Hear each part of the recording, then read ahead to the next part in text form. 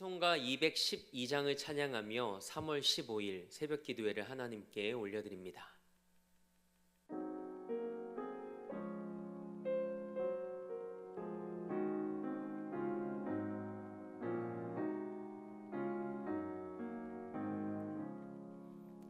겸손히 주를 섬길 때 괴로운 일이 많으나 구주여 내게 힘주사 잘 감당하게 하소서.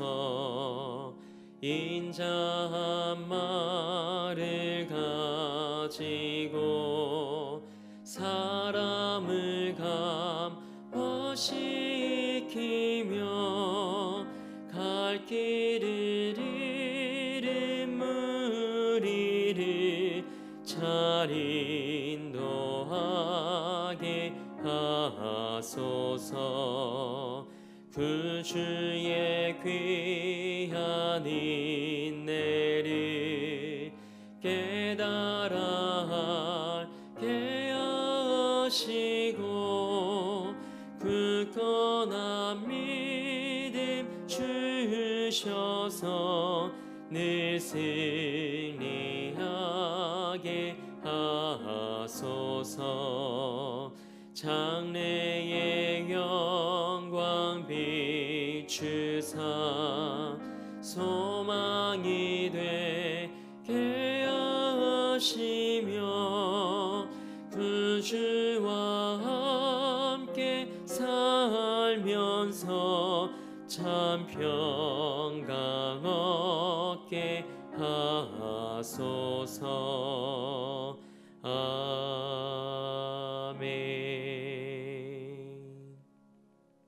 사도신경으로 우리의 신앙을 고백합니다.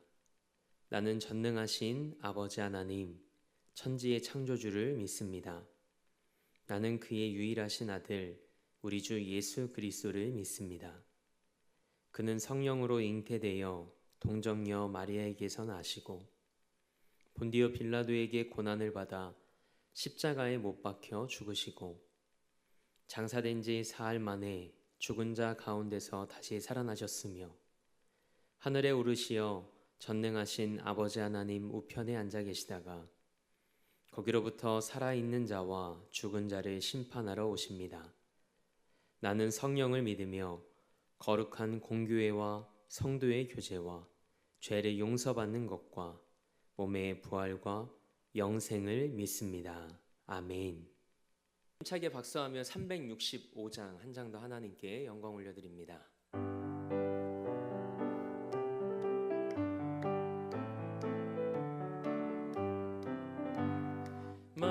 마음속에 근심 있는 사람 주 예수 앞에 달뢰어라. 슬픈 마음 있을 때에라도 주 예수께 아뢰라.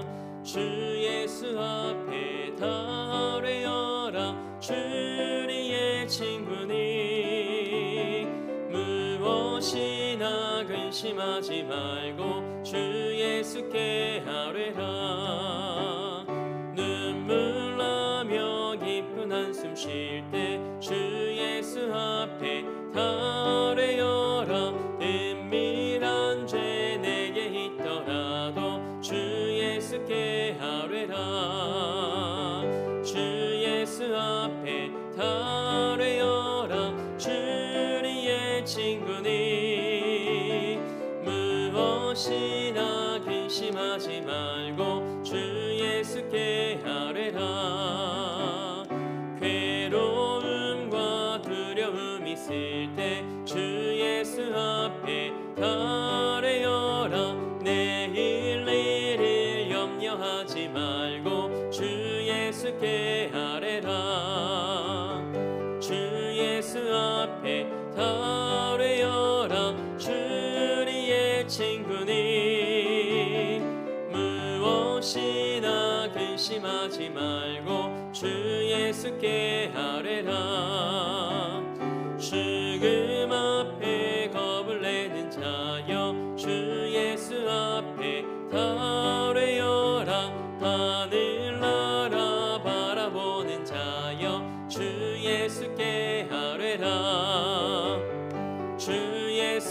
앞에 달해여라. 주리의 친구니 무엇이나 근심하지 말고 주 예수께 아뢰라. 아멘. 오늘 우리에게 주신 하나님의 말씀은 이사야서 23장 1절에서 7절 말씀입니다. 하나님의 말씀을 받겠습니다 고백한 후에 저와 여러분 한 목소리로 합독하겠습니다. 하나님의 말씀을 받겠습니다. 두로에 관한 경고라. 다시스의 배들아, 너희는 슬피 부르짖을지어다. 두로가 황무하여 집이 없고 들어갈 곳도 없음이요. 이 소식이 기띔 땅에서부터 그들에게 전파되었습니다. 바다에 왕래하는 시돈 상인들로 말미암아 부유하게 된 너희 해변 주민들아, 잠잠하라. 시올의 곡식 곧 나일의 추수를 큰 물로 수송하여 드렸으니 열국의 시장이 되었도다. 시돈이여, 너는 부끄러워할지어다.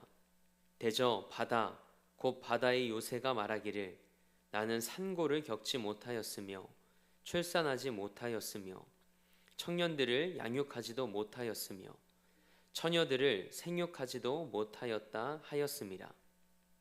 그 소식이 애굽에 이르면 그들이 두로의 소식으로 말미암아 고통 받으리로다. 너희는 다시스로 건너갈지어다. 해변 주민아, 너희는 슬피 부르짖을지어다. 이것이 옛날에 건설된 너희 희락의 성, 곧 그 백성이 자기 발로 먼 지방까지 가서 머물던 성읍이냐. 아멘. 하나님의 말씀으로 새로운 하루를 여는 사랑하는 성도님들의 삶이 오늘도 하나님만 붙잡는 삶이 되길 주님의 이름으로 축복합니다. 오늘은 온 열방의 주인이신 하나님이라는 제목으로 하나님의 말씀 함께 나누고자 합니다. 우리는 세상을 살아가며 마치 영원한 것이 있는 것 마냥 살아갈 때가 있습니다. 그래서 영원히 살 것처럼 말할 때가 있고 영원히 살 것처럼 행동할 때가 있습니다. 그러나 세상에 영원한 것은 없습니다. 그래서 우리가 의지할 분은 온 열방의 주인이신 하나님 한 분뿐인 줄 믿습니다. 오늘 말씀은 두로와 시돈에 임한 하나님의 경고의 말씀입니다. 이사야서 13장부터 시작된 이방 민족들에 대한 일련의 경고들이 이사야서 23장 말씀에서 끝납니다. 먼저 이사야서 13장에서 20장 말씀은 주로 정치적 혹은 군사적으로 강했던 교만한 세력들의 몰락을 예고합니다. 그리고 이사야서 21장에서 23장 말씀은 상업적으로 번영하여 교만한 세력들의 몰락을 기록하고 있습니다. 우리가 함께 읽은 이사야서 23장 말씀은 지중해 동쪽 해안에 자리하며 해상무역으로 번영을 이룬 두로와 시돈의 멸망을 예고합니다. 두로와 시돈은 페니키아의 대표적인 도시로 지중해를 따라 길게 영토를 가지고 있었습니다. 도시의 절반은 육지이고 절반은 섬으로 이루어진 두로는 한 번도 완전히 점령당한 적이 없는 도시였습니다. 항해와 조선술이 발달했던 두로는 해상무역을 장악하며 식민지를 건설하기도 했죠. 그리고 페니키아와 주변국들은 두로를 통해 많은 이익을 얻었습니다. 애굽의 곡식이나 다시스의 은과 철, 주석 등의 무역이 두로를 통해서 이루어졌죠. 따라서 두로가 멸망하면 페니키아뿐만 아니라 전 지중해 지역이 그 영향을 받는 것은 뻔한 일이었습니다. 이처럼 난공불락의 요새라 자신하던 두로에게 하나님의 심판이 선포됩니다. 두로의 패망에 대한 예언은 당시 사람들에게 황당한 이야기처럼 들렸을지 모릅니다. 하지만 본문의 예언은 성취되어 지금은 역사적인 사실로 남아 있습니다. 두로는 이사야 선지자의 예언대로 훗날 알렉산더에 의해 완전히 점령당하여 패망을 경험합니다. 하나님의 말씀이 그대로 성취된 것이죠. 오늘 본문 말씀은 두로와 시돈의 멸망으로 그 영향을 받았던 나라들의 반응을 기록하고 있습니다.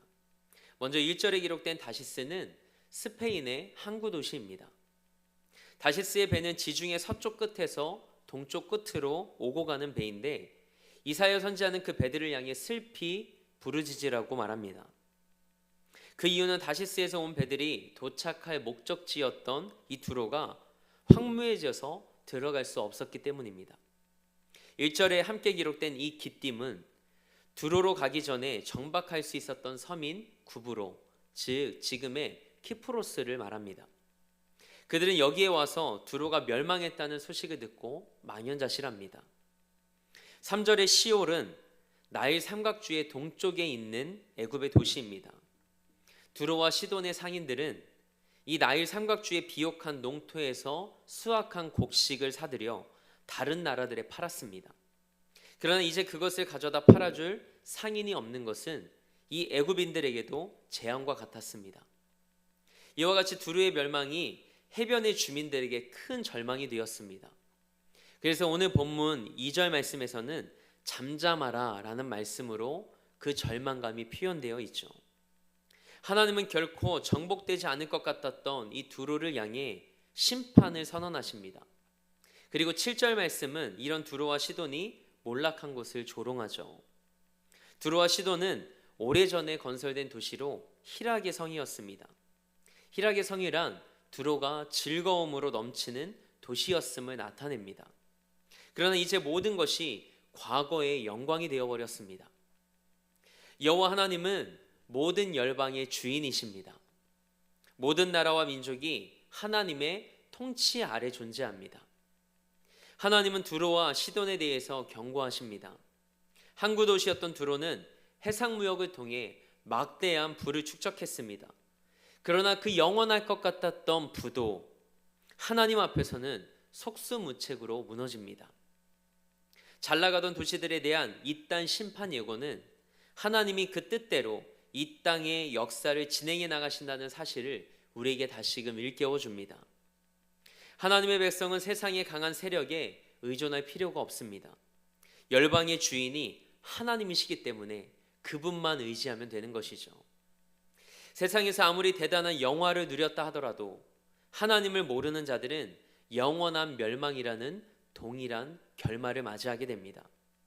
그런 의미에서 여러분과 저는 하나님을 알고 하나님의 은혜를 입은 자들입니다. 그래서 우리 삶의 결말은 멸망이 아니라 영원한 생명인 줄 믿습니다.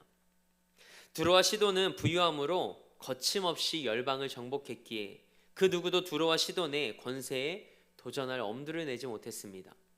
하지만 하나님께서 두로와 시돈의 기세를 단번에 꺾으십니다.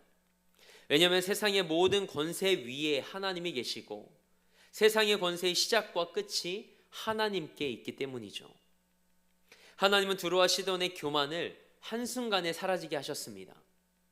바벨론이나 아수르와 같이 군사적인 힘으로 세계를 지배했던 제국의 세력을 하나님이 낮추신 것처럼 두로와 시돈이 상업을 통해 부귀 영화를 누리며 세상 위에 군림한다 하더라도 하나님은 그들을 심판하셔서 몰락하게 하실 수 있는 분이십니다. 여러분은 이 세상을 살아가면서 무엇을 의지하시나요? 하나님만 의지하며 하나님만 붙잡으시기 바랍니다. 그러나 우리가 살아가는 이 시대는 부유함을 쫓습니다. 돈이면 다 된다고 말하는 이 시대를 우리는 살아가고 있습니다. 그러나 돈은 있다가도 없고 없다가도 있는 것이죠. 그것이 전부가 아닙니다.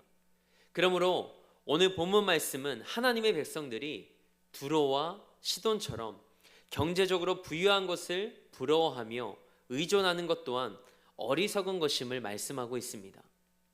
이사야 선지자는 페니키아가 아수르에 멸망한 바벨론처럼 이스라엘의 방패가 되지 못할 것이라고 말하고 있는 겁니다. 그러므로 기억하십시오. 우리에게 진짜 필요하고 우리가 의지할 분은 오직 하나님 한 분이신 줄 믿습니다.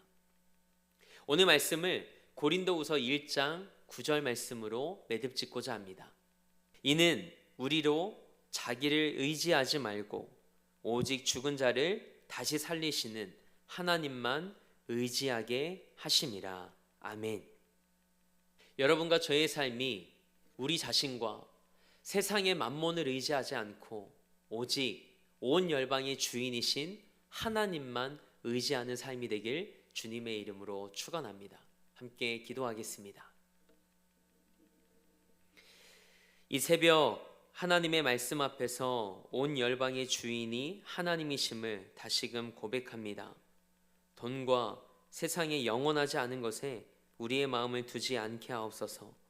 자기 자신 또한 의지하지 않게 하시며 오직 죽은 자를 다시 살리시는 하나님만 의지하는 우리 삶이 되게 하옵소서. 우리의 모든 소망이 하나님께 있음을 고백하는 삶이 되게 하옵소서. 오늘도 이 나라와 열방을 위해 기도합니다.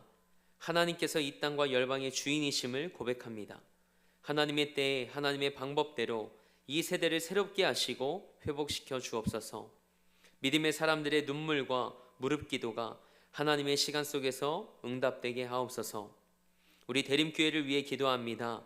영혼을 구원하고 삶을 변화시키는 재단으로 하나님께 쓰임받게 하옵소서. 111의 사명을 위해 함께 기도하며 하나님의 꿈을 이루어드리는 교회 되게 하옵소서. 담임 목사님 기억해 주셔서 이 지역과 이 땅에 복음의 커다란 숲을 이뤄나가는 은혜의 도구로 사용하여 주옵소서. 그리고 우리 사랑하는 성도들의 삶과 가정과 일터에 우리 주 예수 그리스도의 은혜와 평강으로 채워 주옵소서. 특별히 성지순례 여정 가운데 있는 담임 목사님과 성도들을 기억해 주시길 원합니다.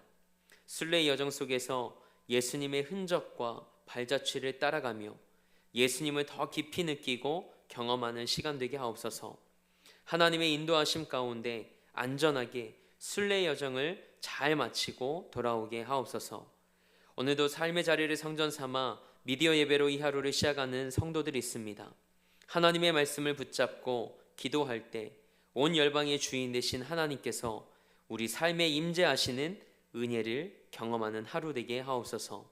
그렇게 일하실 하나님을 기대하며 우리 삶의 목적 되시고 이유 되신 우리 주 예수 그리스도의 이름으로 기도합니다.